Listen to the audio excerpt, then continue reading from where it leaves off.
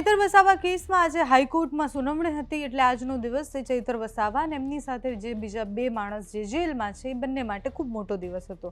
આજની સુનાવણી અરજી અને એમને જે ગુના છે એમના ઉપર એના સ્ટે માટેનો હતો અને આજે જે સુનાવણી થઈ કોર્ટરૂમમાં બહુ જ લાંબા સમય સુધી દલીલ થઈ એટલે 11:30ની આસપાસથી એ દલીલોની શરૂઆત થઈ અને ચૈતર વસાવાના જે વકીલ છે એમને દલીલ શરૂ કરી।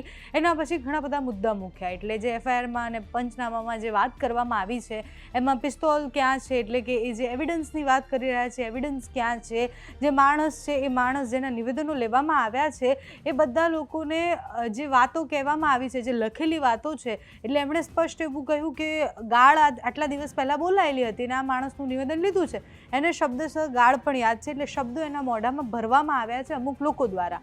આ વાત વકીલ દ્વારા કરવામાં આવી। એના સિવાય પણ બહુ જ બધી વાતો એવી હતી કે જેમ કે વકીલે ઘણી દલીલો એવી કરી કે આ એવિડન્સ પૂરું નથી, જે ફોન કોલની વાત કરે છે એ ફોન કોલના એવિડન્સ ક્યાં છે, એ જે પૈસા ટ્રાન્ઝેક્શનની વાત કરે છે એના એવિડન્સ ક્યાં છે એટલે મોટા મોટી આ જે દલીલો થઈ એમાં એવિડન્સ ક્યાં છે એટલે ચૈતર વસાવાએ આ કર્યું જ છે। એટલે કોર્ટ જે છે એ કોર્ટમાં હંમેશા એવું હોય કે દલીલો માત્ર ન ચાલે, તમારે પુરાવા પણ આપવા પડે અને ચૈતર વસાવાના વકીલે એના ઉપર જ પ્રહાર કરતા એવું કહ્યું કે બધી જ વાત જે લખેલી છે એના પુરાવા ક્યાં છે। એટલે જ્યારે એક સાથે આટલા બધા જ લોકો સામે ફરિયાદ થઈ ત્યારે પણ પ્રશ્ન એ હતો કે ચૈતર વસાવાને જે ગુનો લાગ્યો છે એમને જેટલી કલમો છે બધાને સરખી કલમો, બધાએ સેમ ગુનો કર્યો છે એટલે એમની સાથે હોય એને પણ એટલી જ સજા આપવામાં આવે, આ બધા જ પ્રશ્ન હતા। આજે બે અઢી વાગ્યા સુધી આ દલીલો ચાલી અને એના પછી અમે એમના વકીલ સાથે વાતચીત કરવાનો પ્રયત્ન કર્યો। એ કોર્ટ રૂમમાં છે એમનો મેસેજ આવ્યો કે હવે શુક્રવારે ફરી એકવાર સુનાવણી થવાની છે એટલે આ બધી આખી દલીલો ચૈતર વસાવાના પક્ષ તરફથી થઈ ગઈ છે। હવે સરકારી વકીલનો જે પક્ષ છે એ શુક્રવારે મુકાવાનો છે, શુક્રવારે ફરીથી સુનાવણી થશે। સુનાવણી દરમિયાન સરકારી વકીલ શું કહે છે, ચૈતર વસાવાના કયા પુરાવા અને આજે જે દલીલ થઈ છે એના જવાબમાં શું કહેવામાં આવે છે એના ઉપર નજર રહેવાની છે।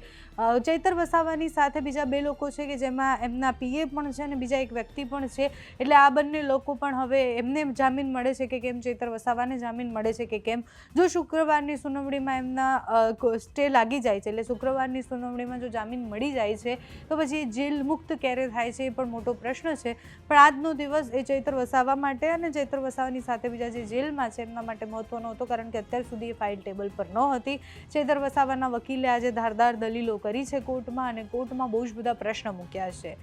જસ્ટિસની સામે જે પ્રશ્ન મૂકવામાં આવ્યા છે હવે એના જવાબમાં સરકારી વકીલ શું કરે છે, કયા પુરાવા અને કયા પુરાવા મળે છે એટલે કે આટલા સમયથી મોટો પ્રશ્ન હતો કે પિસ્તોલ ચલાયેલી છે તો ગન ક્યાં છે એટલે એ પિસ્તોલ છે ક્યાં, એટલે ફાયરિંગ થઈ છે તો એનું કંઈક તો એવિડન્સ હોય એટલે જે મુખ્ય કલમો લગાડવામાં આવી છે એના એવિડન્સ કેમ નથી। સાથે જ જસ્ટિસે એવું પણ આની પહેલાં પણ ટકોર કરવામાં આવી હતી કે બધા ઉપર એક સરખી જ કલમો કેવી રીતના લાગી શકે। બીજા જેટલા પણ ચૈતર વસાવા સાથે ખેડૂતો હતા, એમના પત્ની હતા, એ બધાને જામીન મળી ગઈ છે। હવે 3 લોકો જે છે 3 લોકોની સામે જે ફરિયાદ થઈ છે એમની સાથે શું થાય છે, ચૈતર વસાવાને ક્યારે જામીન મળે છે એના ઉપર નજર રહેવાની છે।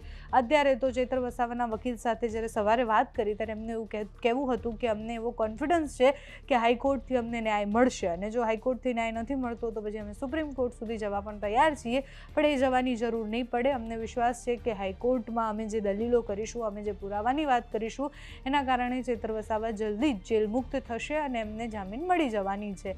હવે કોર્ટ શું નિર્ણય રહે છે, શુક્રવારે સુનાવણીમાં શું થાય છે જોવાનું રહ્યું। તમારું આ વિષય પર શું માનવું છે અમને કમેન્ટ્સમાં જણાવજો। અત્યારે આ વિડીયોમાં બસ આટલું જ। જો તમે અમને યુટ્યુબ પર જોઈ રહ્યા હોય તો સબસ્ક્રાઈબ કરજો, ફેસબુક પર જોઈ રહ્યા હોય તો ફોલો કરજો, અમારા આ વિડીયોને લાઇક અને શેર કરજો।